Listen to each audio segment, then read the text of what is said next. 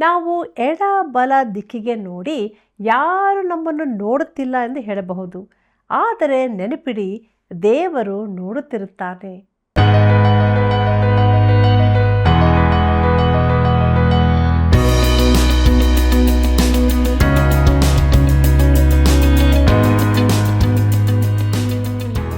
ಆತ್ಮೀಯ ಮಿತ್ರರೇ, ನೀವೆಲ್ಲರೂ ಹೇಗಿದ್ದೀರಿ? ಸತ್ಯವೇದ ಅಧ್ಯಯನವು ನಿಮ್ಮ ಜೀವಿತಕ್ಕೆ ಆದರಣೆ ಬೆಳಕನ್ನು ನೀಡಿದೆಯಲ್ಲವೇ? ದೇವರು ಉಪಕಾರ ನೆನಪಿಸಿಕೊಂಡು ಈ ಕಾರ್ಯಕ್ರಮ ಅಭಿವೃದ್ಧಿಗಾಗಿ ತಪ್ಪದೇ ಮಿಸ್ ಕಾಲ್ ನೀಡಿರಿ. ಪ್ರಿಯರೇ, ಇಂದು ನಾವು ಮೃದುವಾದ ಉತ್ತರವು ಬಿರುನುಡಿಯು ಹೇಗೆ ಜೀವಿತದಲ್ಲಿ ಕಾರ್ಯ ಮಾಡುತ್ತದೆ, ನಾಲಿಗೆ ಮತ್ತು ಹೃದಯದ ವಿಷಯಗಳನ್ನು ತಿಳಿದುಕೊಳ್ಳೋಣ. ನಮ್ಮನ್ನು ದೇವರ ಆತ್ಮನ ಹತೋಟಿಗೆ ಒಪ್ಪಿಸಿಕೊಟ್ಟು ನಮ್ಮ ಅಧ್ಯಯನವನ್ನು ಈಗ ಪ್ರಾರಂಭಿಸೋಣ. ಸುಖದ ದಿನದಲ್ಲಿ ಸುಖದಿಂದಿರು, ದುಃಖದ ದಿನದಲ್ಲಿ ಯೋಚಿಸು. ಪ್ರಸಂಗಿ 7ನೇ ಅಧ್ಯಾಯ 14ನೇ ವಚನ. ಕರ್ತನಲ್ಲಿ ಪ್ರೀತಿಯುಳ್ಳ ಸಹೋದರ ಸಹೋದರಿಯರೇ, ನಮ್ಮ ರಕ್ಷಕನಾದ ಯೇಸು ಕ್ರಿಸ್ತನ ಅತಿ ಮಹಿಮೆಯ ನಾಮದಲ್ಲಿ ನಿಮ್ಮೆಲ್ಲರಿಗೂ ನನ್ನ ಹೃದಯಪೂರ್ವಕವಾದ ಪ್ರೀತಿಯ ವಂದನೆಗಳು. ಸತ್ಯವೇದ ಅಧ್ಯಯನದಲ್ಲಿ ನಾವು ಕಲಿತುಕೊಂಡಂಥ ಮಹತ್ವವಾದ ಸತ್ಯಗಳಿಗಾಗಿ ದೇವರಿಗೆ ಸ್ತೋತ್ರವನ್ನು ಸಲ್ಲಿಸುತ್ತಾ ನಮ್ಮ ಅಧ್ಯಯನದಲ್ಲಿ ಮುಂದೆ ಸಾಗುವ ಹಾಗೆ ಜ್ಞಾನೋಕ್ತಿಗಳು 15ನೇ ಅಧ್ಯಾಯವನ್ನು ಧ್ಯಾನ ಮಾಡೋಣ. ಒಳ್ಳೆಯತನ ಹಾಗೂ ಕೆಟ್ಟತನಗಳ ನಡುವಣ ವ್ಯತ್ಯಾಸವನ್ನು ಈ ಅಧ್ಯಾಯದಲ್ಲಿ ತಿಳಿಸಿ ನಾಲಿಗೆಯ ಹಾಗೂ ಹೃದಯದ ಪಾತ್ರಗಳ ಕುರಿತಾಗಿ ತಿಳಿಸಲಾಗಿದೆ. ಈಗ ನಾವು ನಾಲಿಗೆಯ ಬಗ್ಗೆ ನೋಡೋಣ. ಜ್ಞಾನೋಕ್ತಿಗಳು 15ನೇ ಅಧ್ಯಾಯ 1ನೇ ವಚನ ಹೀಗೆ ಹೇಳುತ್ತದೆ: ಮೃದುವಾದ ಪ್ರತ್ಯುತ್ತರವು ಸಿಟ್ಟನ್ನಾರಿಸುವುದು, ಬಿರುನುಡಿಯು ಸಿಟ್ಟನ್ನೇರಿಸುವುದು ಎಂಬುದಾಗಿ. ಕರ್ತನಲ್ಲಿ ಪ್ರಿಯರೇ, ಈ ಜ್ಞಾನೋಕ್ತಿ ಎದುರಿಗೆ ನಿಮ್ಮ ಜ್ಞಾಪಕಕ್ಕೆ ಬರುವವರು ನಾಬಾಲ್ ಹಾಗೂ ಅಬಿಗೈಲಳು. ನಾನು ಕೂಡ ಅದೇ ರೀತಿಯಾಗಿ ನೆನೆಸುತ್ತೇನೆ. ಅವರಿಗೆ ಅನ್ವಯಿಸುವ ಅನೇಕ ಜ್ಞಾನೋಕ್ತಿಗಳನ್ನು ನಾವು ನೋಡಿದ್ದೇವೆ. ಅಬಿಗೈಲಳು ಸುಂದರ ಸ್ತ್ರೀ. ಆಕೆಯ ಪತಿಯಾದ ನಾಬಾಲನು ಮೂರ್ಖನು, ಆದರೆ ಐಶ್ವರ್ಯವಂತನಾಗಿದ್ದನು. ಒಬ್ಬರು ಸೌಂದರ್ಯ ಹಾಗೂ ಮೃಗ ಎಂಬ ಪುಸ್ತಕವನ್ನು ಬರೆದಿದ್ದು ಇದು ನಾಬಾಲ್ ಅಬಿಗೈಲರ ಕುರಿತಾದದ್ದೇ. ತನ್ನ ಗಂಡನು ದಾವೀದನಿಗೆ ಅಪಹಾಸ್ಯ ಮಾಡಿ ಉತ್ತರಿಸಿದನೆಂದು ಅಬಿಗೈಲಳಿಗೆ ತಿಳಿದಾಗ ದಾವೀದನು ತಮ್ಮ ಮಂದೆಯನ್ನು ಕಾಯ್ದದ್ದನ್ನು ಆಕೆ ನೆನಪಿಸಿಕೊಂಡು ಆಕೆ ತನ್ನ ಸೇವಕರಿಗೆ ತುಂಬ ಆಹಾರ ಸಿದ್ಧ ಮಾಡಿ ತರಬೇಕೆಂದು ಆಜ್ಞಾಪಿಸುತ್ತಾಳೆ. ಬಳಿಕ ಆಕೆ ದಾವೀದನನ್ನು ಸಂಧಿಸಿ ಅವನೆದುರು ಅಡ್ಡ ಬೀಳುತ್ತಾಳೆ. ಅವನು ಮುಂದೆ ಅರಸನಾಗಲಿರುವನೆಂದು ಆಕೆ ತಿಳಿದಳು ಮತ್ತು ಅವನ ಜೀವವು ದೇವರಾದ ಯೆಹೋವನ ರಕ್ಷಣೆಯಲ್ಲಿರುವ ಜೀವ ನಿಕ್ಷೇಪದಲ್ಲಿ ಭದ್ರವಾಗಿರಲಿ ಎಂದು ಹೇಳಿದಳು. ಎಂಥ ಒಳ್ಳೆಯ ಮಾತು ನೋಡಿರಿ! ಆಕೆಯು ಮೃದುವಾದ ಮಾತುಗಳನ್ನಾಡಿದಳು. ಅದರಿಂದ ದಾವೀದನ ಕೋಪವು ದೂರವಾಯಿತು. ಇದಕ್ಕೆ ಬದಲಾಗಿ ಬಿರುನುಡಿಗಳು ಸಿಟ್ಟನ್ನೆಬ್ಬಿಸಿದವು. ಇದು ನಾಬಾಲನ ಸ್ಥಿತಿಯಾಗಿತ್ತು. ಪ್ರಿಯರೇ, ದೇವರ ವಾಕ್ಯದಲ್ಲಿ ಇಂಥ ಅನೇಕ ದೃಷ್ಟಾಂತಗಳನ್ನು ನಾವು ಕಾಣುತ್ತೇವೆ. ಯೇಸು ಕ್ರಿಸ್ತನು ಮತ್ತಾಯನ ಬರೆದ ಸುವಾರ್ತೆ 23ನೇ ಅಧ್ಯಾಯದಲ್ಲಿ ಫರಿಸಾಯರನ್ನು ಖಂಡಿಸುವಾಗ ಅತೀ ಕಠಿಣವಾದ ಮಾತುಗಳನ್ನೇ ಉಪಯೋಗಿಸುತ್ತಾನೆ. ಬಲವಾದ ಖಂಡನೆ ಕೆಲವೊಮ್ಮೆ ಬೇಕಾಗುತ್ತದೆ. ಯೇಸು ಅದನ್ನು ಮಾಡುತ್ತಾನೆ. ಆದರೆ ದೇವರ ದಯೆಯನ್ನು ಬೇಡುವವರಿಗೆ ಆತನು ಎಷ್ಟು ಮೃದುವಾಗಿ ಉತ್ತರಿಸುತ್ತಾನೆ. ಯೋಹಾನ ಬರೆದ ಸುವಾರ್ತೆ 18ನೇ ಅಧ್ಯಾಯ 11ನೇ ವಚನದಲ್ಲಿ ಪಾಪದಲ್ಲಿ ಸಿಕ್ಕಿಬಿದ್ದ ಸ್ತ್ರೀಗೆ ಆತನು ಹೇಳುತ್ತಾನೆ, ನಾನು ನಿನಗೆ ಶಿಕ್ಷೆ ವಿಧಿಸುವುದಿಲ್ಲ, ಹೋಗು, ಇನ್ನು ಮೇಲೆ ಪಾಪ ಮಾಡಬೇಡ. ಪ್ರಿಯರೇ, ಆಕೆಗೆ ಎಂಥ ದಯೆಯ ಉತ್ತರ ಸಿಕ್ಕಿತು ನೋಡಿರಿ. ಇಂತಹ ಅನೇಕ ದೃಷ್ಟಾಂತಗಳನ್ನು ನಾವು ದೇವರ ವಾಕ್ಯದಲ್ಲಿ ಅಲ್ಲಲ್ಲಿ ಕಾಣುತ್ತೇವೆ. ದಯೆಯ ಮೃದುವಾದ ಉತ್ತರಕ್ಕೂ ಸಮಯವಿದೆ, ಆದರೆ ಕಠಿಣವಾದ ಉತ್ತರಕ್ಕೂ ಸಮಯವಿದೆ. ಜ್ಞಾನೋಕ್ತಿಗಳು 15ನೇ ಅಧ್ಯಾಯ 2ನೇ ವಚನ ಹೀಗೆ ಹೇಳುತ್ತದೆ: ಜ್ಞಾನಿಗಳ ನಾಲಿಗೆಯು ತಿಳುವಳಿಕೆಯನ್ನು ಸಾರ್ಥಕ ಮಾಡುವುದು, ಜ್ಞಾನಹೀನರ ಬಾಯಿಯು ಮೂರ್ಖತನವನ್ನು ಕಕ್ಕುವುದು ಎಂಬುದಾಗಿ. ಪ್ರಿಯರೇ, ಇಲ್ಲಿ ಪುನಃ ನಾಲಿಗೆಯ ಕುರಿತಾಗಿ ನೋಡುತ್ತೇವೆ. ನಾನು ಹಿಂದೆ ಹೇಳಿದ್ದನ್ನು ಪುನರುಚ್ಚರಿಸುತ್ತೇನೆ. ಸತ್ಯವೇದದಲ್ಲಿ ಮದ್ಯಪಾನದ ಕುರಿತಾಗಿ ಹೇಳಿದಕ್ಕಿಂತ ಹೆಚ್ಚಾಗಿ ನಾಲಿಗೆಯ ದುರುಪಯೋಗದ ಕುರಿತಾಗಿ ಹೇಳಿರುತ್ತದೆ. ಇದರ ಅರ್ಥ ನಾವು ಮದ್ಯಪಾನವನ್ನು ಒಳ್ಳೆಯದೆಂದು ಹೇಳುತ್ತಿಲ್ಲ. ಮಾದಕ ದ್ರವ್ಯ ವ್ಯಸನಿಗಳನ್ನು ಜನ ದೂರುತ್ತಾರೆ. ಮದ್ಯಪಾನಸ್ಥರು ರೋಗಿಗಳು, ಸಹಾಯದ ಅಗತ್ಯತೆಯುಳ್ಳವರು ಎಂದು ಹೇಳುತ್ತಾರೆ. ಇದು ಸತ್ಯವೇ ಇರಬಹುದು. ದೇವರ ವಾಕ್ಯವು ಮದ್ಯಪಾನವನ್ನು ಖಂಡಿಸುತ್ತದೆ. ಆದರೆ ಅದಕ್ಕಿಂತಲೂ ಹೆಚ್ಚಾಗಿ ನಾಲಿಗೆಯ ದುರುಪಯೋಗವನ್ನು ಬಲವಾಗಿ ಖಂಡಿಸುತ್ತದೆ. ನೀವು ಯಾರೆಂಬುದನ್ನು ನಿಮ್ಮ ನಾಲಿಗೆಯೇ ತೋರಿಸಿಕೊಡುತ್ತದೆ. ಜ್ಞಾನೋಕ್ತಿಗಳು 15ನೇ ಅಧ್ಯಾಯ 3ನೇ ವಚನ ಹೀಗೆ ಹೇಳುತ್ತದೆ, ಯೆಹೋವನ ದೃಷ್ಟಿಯು ಎಲ್ಲೆಲ್ಲಿಯೂ ಇರುವುದು, ಆತನು ಕೆಟ್ಟವರನ್ನೂ ಒಳ್ಳೆಯವರನ್ನು ನೋಡುತ್ತಲೇ ಇರುವನು ಎಂಬುದಾಗಿ. ಪ್ರೀತಿಯುಳ್ಳ ಸ್ನೇಹಿತನೇ, ನೀನು ಎಡದಿಕ್ಕಿಗೆ ಬಲದಿಕ್ಕಿಗೆ ನೋಡಿ ಯಾರೂ ನಿನ್ನನ್ನು ನೋಡುತ್ತಿಲ್ಲ ಎಂದು ಭಾವಿಸಬಹುದು. ಆದರೆ ದೇವರು ನೋಡುತ್ತಿರುತ್ತಾನೆ, ನಿನ್ನನ್ನೂ ನೋಡುತ್ತಾನೆ. ಮೋಶೆ ಐಗುಪ್ತದಲ್ಲಿ ಒಬ್ಬ ಐಗುಪ್ತನು ಇಬ್ರಿಯ ಗುಲಾಮನೊಬ್ಬನನ್ನು ಹೊಡೆಯುತ್ತಿದ್ದಾಗ ಅವನು ಅತ್ತಿತ್ತ ನೋಡಿ ಆ ಐಗುಪ್ತನನ್ನು ಹೊಡೆದು ಕೊಂದು ಹಾಕಿದನು. ಯಾರೂ ನೋಡಲಿಲ್ಲವೆಂದು ಭಾವಿಸಿದನು. ಅವನು ಮೇಲಕ್ಕೆ ನೋಡಲು ಮರೆತನು. ಆದರೆ ದೇವರಿಗೆ ಇದು ತಿಳಿದಿತ್ತು. ನನ್ನ ಜೀವಿತ, ನಿನ್ನ ಜೀವಿತ ದೇವರೆದುರು ತೆರೆದ ಪುಸ್ತಕವಾಗಿದೆ. ಇಲ್ಲಿನ ಗುಪ್ತವಾಗಿರುವ ಪಾಪವು ಪರಲೋಕದಲ್ಲಿನ ಬಹಿರಂಗ ಅಪರಾಧವಾಗಿರುತ್ತದೆ. ದೇವರ ದೃಷ್ಟಿ ಎಲ್ಲ ಕಡೆಗೂ ಹರಿದಾಡುತ್ತಾ ಒಳ್ಳೆಯದನ್ನು ಕೆಟ್ಟದನ್ನು ನೋಡುತ್ತಾ ಇರುತ್ತದೆ. ಜ್ಞಾನೋಕ್ತಿಗಳು 15ನೇ ಅಧ್ಯಾಯ 4ನೇ ವಚನ ಹೀಗೆ ಹೇಳುತ್ತದೆ, ಸಂತೈಸುವ ನಾಲಿಗೆ ಜೀವವೃಕ್ಷವು, ಬಲಾತ್ಕರಿಸುವ ನಾಲಿಗೆ ಮನಮುರಿಯುವುದು ಎಂಬುದಾಗಿ. ಪ್ರಿಯರೇ, ಇಲ್ಲಿ ಪುನಃ ನಾಲಿಗೆಯ ಕುರಿತಾಗಿ ಬರೆದದೆ. ಅದು ನಮ್ಮನ್ನು ದೊಡ್ಡ ತೊಂದರೆಯಲ್ಲಿ ಸಿಕ್ಕಿಸಿ ಹಾಕಬಹುದು, ಇಲ್ಲವೇ ತೊಂದರೆಯಿಂದ ಬಿಡಿಸಲೂಬಹುದು. ಅದು ಆಶೀರ್ವಾದವೂ ಶಾಪವೂ ಆಗಬಹುದು. ಮುಂದಕ್ಕೆ ನೋಡೋಣ.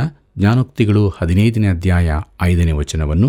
ಅಲ್ಲಿ ನಾವು ಹೀಗೆ ನೋಡುತ್ತೇವೆ, ಮೂರ್ಖನು ತಂದೆಯ ಶಿಕ್ಷೆಯನ್ನು ತಿರಸ್ಕರಿಸುವನು, ಗದರಿಕೆಯನ್ನು ಗಮನಿಸುವವನು ಜಾಣನು ಎಂಬುದಾಗಿ. ಒಳ್ಳೆಯ ಸಲಹೆ, ಬುದ್ಧಿವಾದಗಳಿಗೆ ಕಿವಿಗೊಡುವ ಕುರಿತಾಗಿ ಜ್ಞಾನೋಕ್ತಿ ಪುಸ್ತಕದಲ್ಲಿ ತುಂಬ ಹೇಳಿರುತ್ತದೆ. ಮೂರ್ಖನಿಗೆ ಬುದ್ಧಿಮಾತು ಹೇಳುವುದು ವ್ಯರ್ಥ. ಅವನಿಗೆ ಹೇಳಬಹುದು, ಆದರೆ ಅವನು ಅದನ್ನು ಲಕ್ಷ್ಯವೇ ಮಾಡದ್ದರಿಂದ ಅದರಿಂದ ಅವನಿಗೇನೂ ಪ್ರಯೋಜನವಾಗುವುದಿಲ್ಲ. ಜ್ಞಾನೋಕ್ತಿಗಳು 15ನೇ ಅಧ್ಯಾಯ 6ನೇ ವಚನ ಹೀಗೆ ಹೇಳುತ್ತದೆ, ಶಿಷ್ಟನ ಮನೆಯಲ್ಲಿ ದೊಡ್ಡ ನಿಧಿ, ದುಷ್ಟನ ಆದಾಯವು ಕಳವಳವೇ ಎಂಬುದಾಗಿ. ಕರ್ತನಲ್ಲಿ ಪ್ರಿಯರೇ, ಇದು ಲೌಕಿಕ ಸಂಪತ್ತಿನ ಕುರಿತಾದ ಮಾತಲ್ಲ. ನೀತಿವಂತನ ಮನೆಯ ಸಂಪತ್ತುಗಳೆಂದರೆ ಸಂತೋಷ, ಸಮಾಧಾನ, ಪ್ರೀತಿ, ಅನುಕಂಪ, ಆದರಣೆ ಇವುಗಳೇ. ಇವು ಅದ್ಭುತವಾದ ಸಂಪತ್ತೇ, ಜೀವಿತದ ಅಮೂಲ್ಯವಾದವುಗಳು. ಆದರೆ ದುಷ್ಟನು ಕೂಡಿಸಿಡುವುದು ತೊಂದರೆಗಳೇ. ಜ್ಞಾನೋಕ್ತಿಗಳು 15ನೇ ಅಧ್ಯಾಯ 7ನೇ ವಚನವನ್ನು ಗಮನಿಸಿರಿ. ಅಲ್ಲಿ ಹೀಗೆ ಬರೆದದೆ, ಜ್ಞಾನಿಗಳ ತುಟಿಗಳು ತಿಳುವಳಿಕೆಯನ್ನು ಬಿತ್ತುವವು, ಜ್ಞಾನಹೀನರ ಹೃದಯವು ಅದನ್ನು ಬಿತ್ತುವುದೇ ಇಲ್ಲ ಎಂಬುದಾಗಿ. ಪ್ರಿಯರೇ, ಇಲ್ಲಿ ನಾಲಿಗೆಯಿಂದ ತುಟಿಗಳ ಭಾಗಕ್ಕೆ ಬರುವುದನ್ನು ನೋಡುತ್ತೇವೆ. ಆದರೆ ಅರ್ಥ ಒಂದೇ ಆಗಿದೆ. ಜ್ಞಾನಿಗಳು ತಿಳುವಳಿಕೆಯನ್ನು ಹರಡುತ್ತಾರೆ. ಜ್ಞಾನೋಕ್ತಿಗಳು 15ನೇ ಅಧ್ಯಾಯ 8ನೇ ವಚನ ಹೀಗೆ ಹೇಳುತ್ತದೆ, ದುಷ್ಟರ ಯಜ್ಞ ಯೆಹೋವನಿಗೆ ಅಸಹ್ಯ, ಶಿಷ್ಟರ ಬಿನ್ನಹ ಆತನಿಗೆ ಒಪ್ಪಿತ ಎಂಬುದಾಗಿ. ಪ್ರೀತಿಯುಳ್ಳ ಸಹೋದರ ಸಹೋದರಿಯರೇ, ಇದು ಮೂಲಭೂತ ಸೂತ್ರವಾಗಿದೆ. ದುಷ್ಟರು ಒಳ್ಳೆಯದನ್ನು ಮಾಡುವುದಕ್ಕಾಗಲಿ ಯೋಚಿಸುವುದಕ್ಕಾಗಲಿ ಸಾಧ್ಯವಿಲ್ಲ. ಅದು ಅವರಿಗೆ ಅಸಾಧ್ಯವಾದ ಸಂಗತಿಯಾಗಿದೆ. ನಾವು ಕೆಲವು ವಚನ ಮುಂದಕ್ಕೆ ಹೋಗಿ ಇದೇ ಅರ್ಥ ಕೊಡುವ ಇನ್ನೊಂದು ವಚನವನ್ನು ನೋಡುವ. ವಚನ 26ರಲ್ಲಿ ಹೀಗೆ ನೋಡುತ್ತೇವೆ, ಕುಯುಕ್ತಿಯು ಯೆಹೋವನಿಗೆ ಅಸಹ್ಯ, ನಯ ನುಡಿಯು ನಿರ್ಮಲ ಎಂಬುದಾಗಿ. ದುಷ್ಟನ ಯೋಚನೆಗಳು, ಅವನು ತರುವ ಯಜ್ಞಗಳು ದೇವರಿಗೆ ಮೆಚ್ಚುಗೆಯಾಗಲಾರವು. ಪ್ರೀತಿಯುಳ್ಳ ದೇವಜನರೇ, ಇದಕ್ಕೆ ಕಾರಣ ಅವನು ಸರಿಯಾಗಿಲ್ಲದಿರುವುದೇ. ಆಂತರ್ಯದಲ್ಲಾಗಲಿ ಬಾಹ್ಯವಾಗಿಯಾಗಲಿ ಅವರು ಸರಿಯಾಗಿಲ್ಲ. ಮುಖ್ಯ ತೊಂದರೆ ಎಂದರೆ ಅವನು ತನ್ನ ನಾಶನದ ಸ್ಥಿತಿಯನ್ನು ತಿಳಿದುಕೊಂಡು ಕರ್ತನಾದ ಯೇಸು ಕ್ರಿಸ್ತನ ಬಳಿಗೆ ರಕ್ಷಣೆಗಾಗಿ ದೀನ ಮನಸ್ಸಿನಿಂದ ಬರಲಿಲ್ಲ. ಒಬ್ಬರು ಹೀಗೆ ಹೇಳಿದ್ದಾರೆ, ಒಬ್ಬನು ರಕ್ಷಣೆಗಾಗಿ ತನ್ನ ಸ್ವಕಾರ್ಯಗಳ ಮೇಲೆ ಕೂದಲೆಳೆಯಷ್ಟಾದರೂ ನಂಬುತ್ತಾನಾದರೆ ಅವನು ಇನ್ನೂ ನಾಶನದಲ್ಲೇ ಇರುತ್ತಾನೆ. ಇದು ಸತ್ಯವಾಗಿದೆ. ಒಬ್ಬನು ಧಾರ್ಮಿಕ ವ್ಯಕ್ತಿಯಾಗಿರಬಹುದು, ಕ್ರಮವಾಗಿ ಆರಾಧನೆಗೆ ಹೋಗುತ್ತಾ ಕೆಲವು ಆಚಾರ ವಿಧಿಗಳನ್ನು ಅನುಸರಿಸಬಹುದು. ಆದರೆ ದೇವರ ದೃಷ್ಟಿಯಲ್ಲಿ ಇವು ಯಾವುದಕ್ಕೂ ಬೆಲೆಯಿಲ್ಲ. ತಾವು ಕೆಲವು ಧಾರ್ಮಿಕ ಆಚರಣೆಗಳನ್ನು ನಡೆಸುವುದರಿಂದ ದೇವರೊಂದಿಗೆ ಸರಿಯಾಗಬಹುದೆಂದು ಕೆಲವರು ಯಾಕೆ ನೆನೆಸುತ್ತಾರೋ ನನಗಂತೂ ತಿಳಿಯದು. ಮೊದಲು ಹೃದಯ ಬದಲಾಗಬೇಕಾಗಿದೆ. ದೇವರು ಬಾಹ್ಯ ಬದಲಾವಣೆ ಮಾಡುವ ಮೊದಲು ಆಂತರ್ಯದ ಬದಲಾವಣೆ ಮಾಡಬೇಕಾಗಿದೆ. ಆತನು ನಿನ್ನ ಜೀವಿತದ ಒಳಗನ್ನು ಸರಿ ಮಾಡುವ ತನಕ ನಿನ್ನ ಬಾಹ್ಯ ಜೀವಿತದ ಕುರಿತು ಆತನಿಗೆ ಆಸಕ್ತಿ ಇರುವುದಿಲ್ಲ. ಜ್ಞಾನೋಕ್ತಿಗಳು 15ನೇ ಅಧ್ಯಾಯ 9ನೇ ವಚನ ಹೀಗೆ ಹೇಳುತ್ತದೆ, ದುಷ್ಟನ ನಡತೆಯು ಯೆಹೋವನಿಗೆ ಅಸಹ್ಯ, ಧರ್ಮಾಸಕ್ತನು ಆತನಿಗೆ ಪ್ರಿಯ ಎಂಬುದಾಗಿ. ಪ್ರೀತಿಯುಳ್ಳ ದೇವಜನರೇ, ದೇವರು ದುಷ್ಟನ ಯಜ್ಞಗಳ ಕುರಿತಾಗಿಯೂ ಅವನ ಯೋಚನೆಗಳ ಕುರಿತಾಗಿಯೂ ಏನು ನೆನೆಸುತ್ತಾನೆಂದು ನಾವು ನೋಡಿದೆವು. ಈಗ ದುಷ್ಟನ ನಡತೆಯು ಯೆಹೋವನಿಗೆ ಅಸಹ್ಯವಾಗಿದೆ ಎಂದು ನೋಡುತ್ತೇವೆ. ಆದರೆ ನೀತಿಯನ್ನನುಸರಿಸುವವನು ದೇವರನ್ನು ಪ್ರೀತಿಸುತ್ತಾನೆ. ಕ್ರಿಸ್ತನು ನಮಗೆ ನೀತಿಯಾಗಿದ್ದಾನೆಂಬುದನ್ನು ನೆನಪು ಮಾಡಿಕೊಳ್ಳಿರಿ. ಇದನ್ನು ನಾವು ಕೊರಿಂಥದವರಿಗೆ ಬರೆದ ಮೊದಲನೇ ಪತ್ರಿಕೆ 1ನೇ ಅಧ್ಯಾಯ 30ನೇ ವಚನದಲ್ಲಿ ನೋಡುತ್ತೇವೆ. ಜ್ಞಾನೋಕ್ತಿಗಳು 15ನೇ ಅಧ್ಯಾಯ 10ನೇ ವಚನವನ್ನು ಗಮನಿಸಿರಿ. ಅಲ್ಲಿ ಹೀಗೆ ಬರೆದದೆ, ಧರ್ಮ ಮಾರ್ಗವನ್ನು ಬಿಟ್ಟವನಿಗೆ ತೀಕ್ಷ್ಣ ಶಿಕ್ಷಣ, ಗದರಿಕೆಯನ್ನು ಕೇಳಲೊಲ್ಲದವನಿಗೆ ಸಾವು ಎಂಬುದಾಗಿ. ಪ್ರಿಯರೇ, ಒಬ್ಬನಿಗೆ ನೀನು ತಪ್ಪು ಮಾಡಿದ್ದಿ ಎಂದು ಹೇಳಿದರೆ ಅವನಿಗೆ ಇಷ್ಟವಾಗುವುದಿಲ್ಲ. ಕೆಲವರು ಯಾವ ಬುದ್ಧಿಮಾತನ್ನಾಗಲಿ ಸಲಹೆಯನ್ನಾಗಲಿ ಕೇಳುವುದಿಲ್ಲ. ಪ್ರೀತಿಯುಳ್ಳ ದೇವಜನರೇ, ಇಲ್ಲಿವರೆಗೆ ನಾವು ನಾಲಿಗೆಯ ವಿಷಯದಲ್ಲಿ ಅನೇಕ ಸಂಗತಿಗಳನ್ನು ತಿಳಿದುಕೊಂಡೆವು. ಮುಂದಕ್ಕೆ ನಾವು ಹೃದಯದ ಬಗ್ಗೆ ನೋಡೋಣ. ಜ್ಞಾನೋಕ್ತಿಗಳು 15ನೇ ಅಧ್ಯಾಯ 11ನೇ ವಚನ ಹೀಗೆ ಹೇಳುತ್ತದೆ, ಪಾತಾಳವು ನಾಶಲೋಕವು ಯೆಹೋವನಿಗೆ ಗೋಚರವಾಗಿರುವಲ್ಲಿ ನರವಂಶದವರ ಹೃದಯಗಳು ಮತ್ತೂ ಸ್ಪಷ್ಟ ಎಂಬುದಾಗಿ. ಕರ್ತನಲ್ಲಿ ಪ್ರಿಯರೇ, ಇಬ್ರಿಯರಿಗೆ ಬರೆದ ಪತ್ರಿಕೆ 4ನೇ ಅಧ್ಯಾಯ 13ರಲ್ಲಿ ಹೀಗೆ ಬರೆದದೆ, ನಾವು ಯಾವಾತನಿಗೆ ಲೆಕ್ಕ ಒಪ್ಪಿಸಬೇಕಾಗಿದೆಯೋ ಆತನ ದೃಷ್ಟಿಗೆ ಸಮಸ್ತವು ಮುಚ್ಚು ಮರೆಯಿಲ್ಲದಾಗಿಯೂ ಬಯಲಾದದಾಗಿಯೂ ಅದೇ. ಆತನ ಸನ್ನಿಧಿಯಲ್ಲಿ ಅಗೋಚರವಾಗಿರುವ ಸೃಷ್ಟಿಯೂ ಒಂದೂ ಇಲ್ಲ ಎಂಬುದಾಗಿ. ಪ್ರಿಯರೇ, ದೇವರು ಹೃದಯದ ಯೋಚನೆಗಳನ್ನು ಉದ್ದೇಶಗಳನ್ನು ತಿಳಿದುಕೊಳ್ಳುತ್ತಾನೆ. ಪಾತಾಳ ಅಂದರೆ ನಾವ್ಯಾರೂ ಕಂಡಿರದ ಅದೃಶ್ಯ ಲೋಕವೂ ಇದೆ. ಇದನ್ನು ಮಾನವನು ನಂಬುವುದಿಲ್ಲ, ಆದರೆ ದೇವರಿಗೆ ಇದು ಬಯಲಾಗಿರುತ್ತದೆ.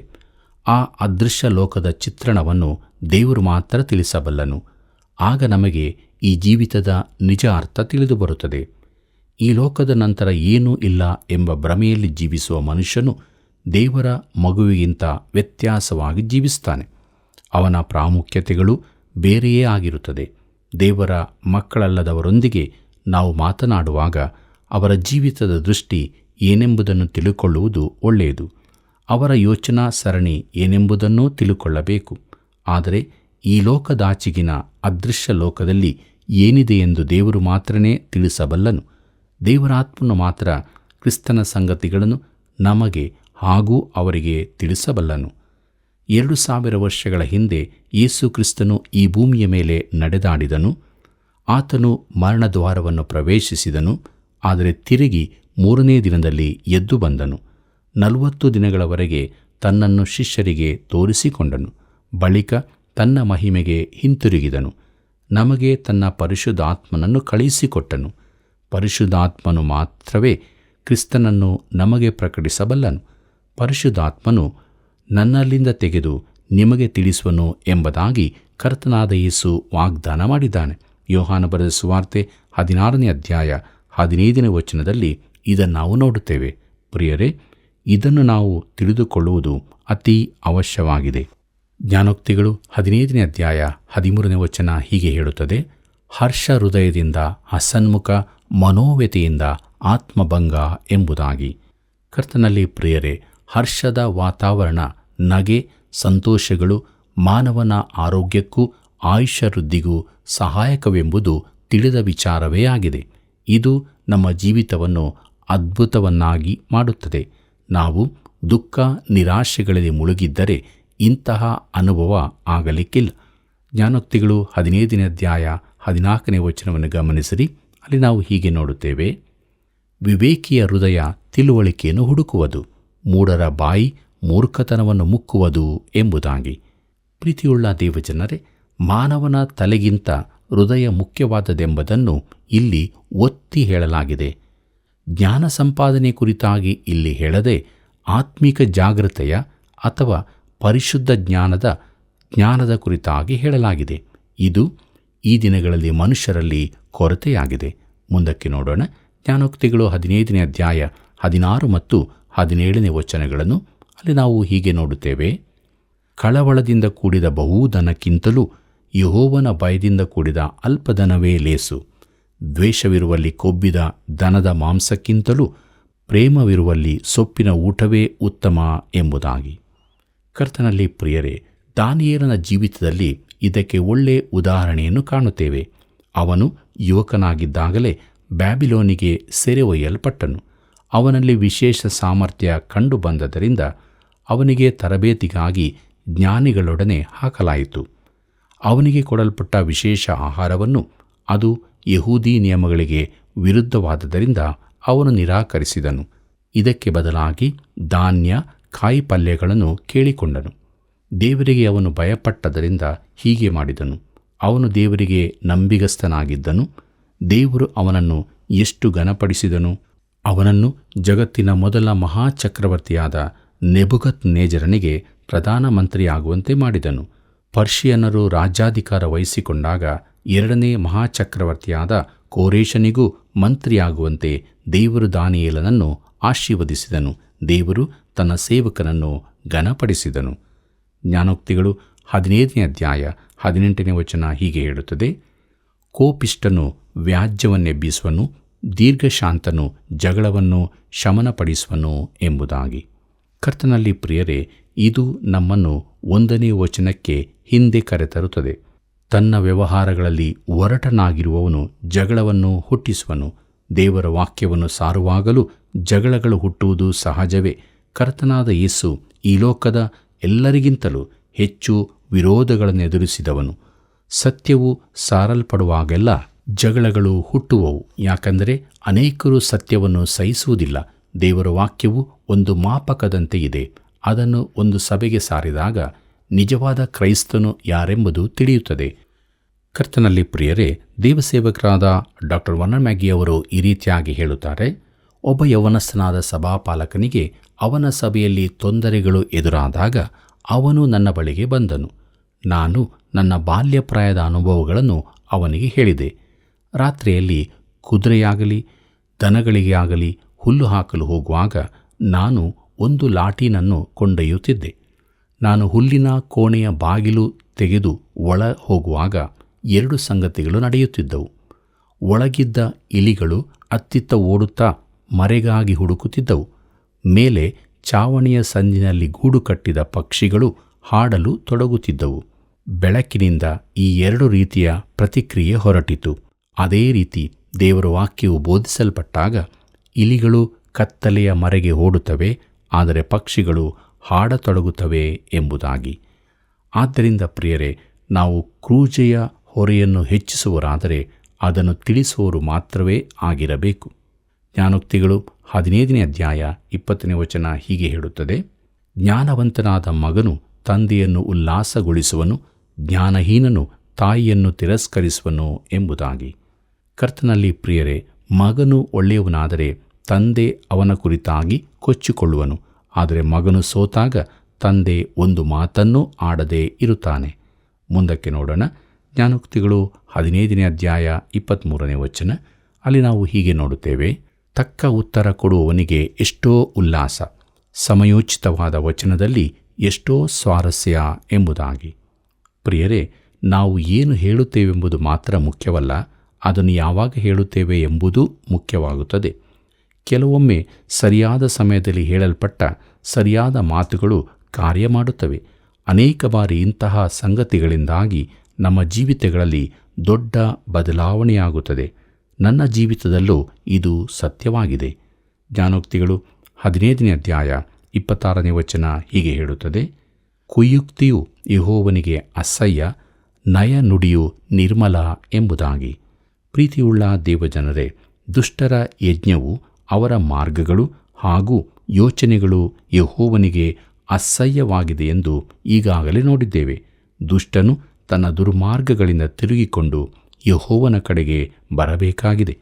ಜ್ಞಾನೋಕ್ತಿಗಳು 15ನೇ ಅಧ್ಯಾಯ 29ನೇ ವಚನವನ್ನು ಗಮನಿಸಿರಿ. ಅಲ್ಲಿ ಹೀಗೆ ಬರುತ್ತದೆ: ಯೆಹೋವನು ದುಷ್ಟರಿಗೆ ದೂರ, ಶಿಷ್ಟರ ಬಿನ್ನಹಕ್ಕೆ ಹತ್ತಿರ ಎಂಬುದಾಗಿ. ಪ್ರೀತಿಯುಳ್ಳ ದೇವಜನರೇ, ಪೇತ್ರನು ಇದನ್ನೇ ಬರೆಯುತ್ತಾನೆ. ನೀತಿವಂತರ ಪ್ರಾರ್ಥನೆಯನ್ನು ದೇವರು ಕೇಳುತ್ತಾನೆಂದು ಅವನು ಹೇಳುತ್ತಾನೆ. ಆದರೆ ದುಷ್ಟರ ಬಿನ್ನಹಗಳಿಗೆ ಆತನು ಕಿವಿಮುಚ್ಚಿಕೊಳ್ಳುತ್ತಾನೆ.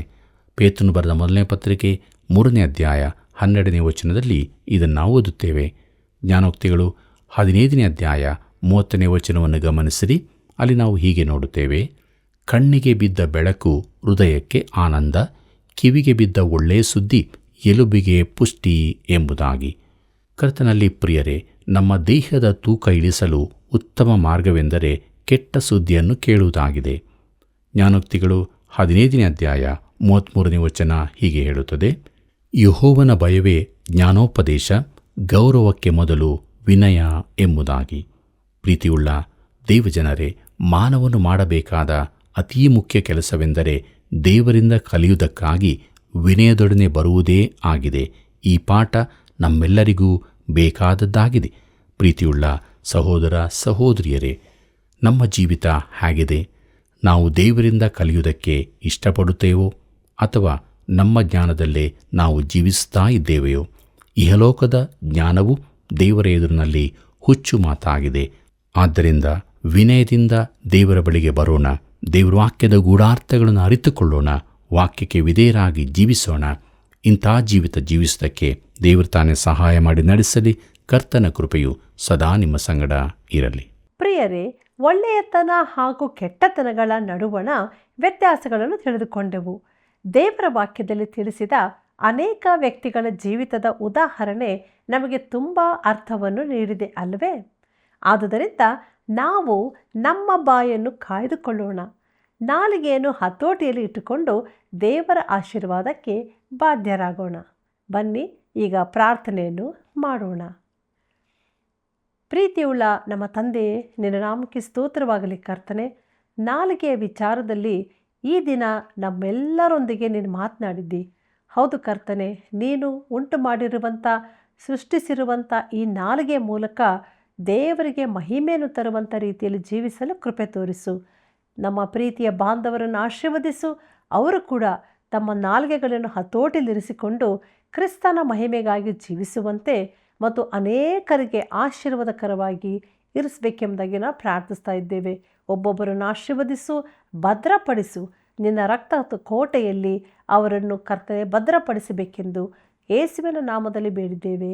ಆಮೇನ್. ಪ್ರಿಯ ವೀಕ್ಷಕರೇ, ಇಂದಿನ ಕಾರ್ಯಕ್ರಮದ ಬಗ್ಗೆ ನಿಮ್ಮ ಅಭಿಪ್ರಾಯ, ಪ್ರಾರ್ಥನಾ ಮನವಿಗಳನ್ನು ನಮಗೆ ತಿಳಿಯಪಡಿಸಿರಿ. ತಪ್ಪದೇ ಮಿಸ್ ಕಾಲ್ ನೀಡಿ. ಯೋಗ್ಯವಾದ ಬಹುಮಾನ ಹೊಂದಿಕೊಳ್ಳ್ರಿ.